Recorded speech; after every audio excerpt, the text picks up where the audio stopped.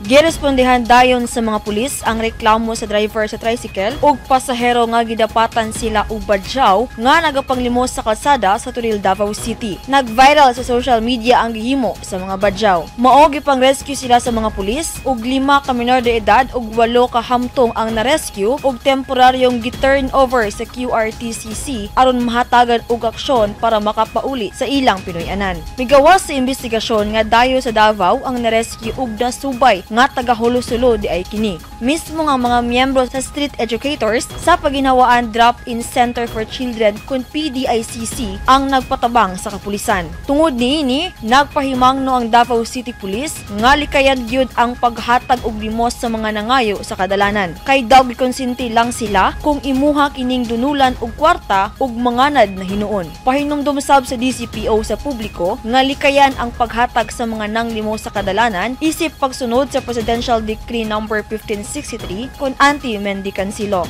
Meron sila ma'am kay bisa isa sa ato ang mga naimbestiga sa mga sa ilaha ma'am nga na sila diri sa Davao City gumikan kay nakakwarta sila diri sa pasabot na ilang mga tag sa ilaha.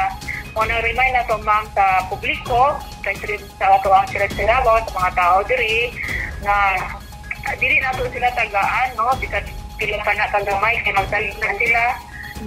Magkakwarta sila sa kalsada, nagtuon sila, nga legal ilang ibuhat. Dahil magpusin sila nga ang pagpanghayo ka ng limos ma'am, trabaho na siya.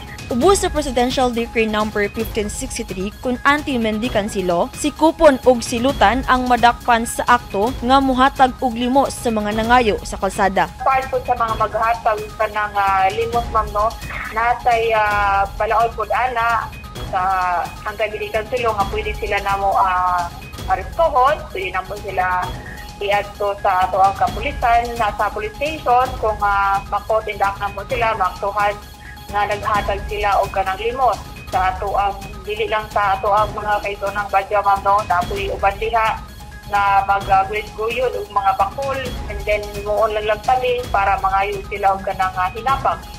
Ang pasabot nato ma'am nga kung maghatag ta ihatag nato sa saktong ahensya dili diha sa kalsada kung naay masakpan ma'am natay multa diha. Usa ka libo ka pesos ang maximum nga multa ug pagkapriso hangtod 4 ka tuig ang silot sa mapamatud-ang nakalapas sa anti-mendicansilo.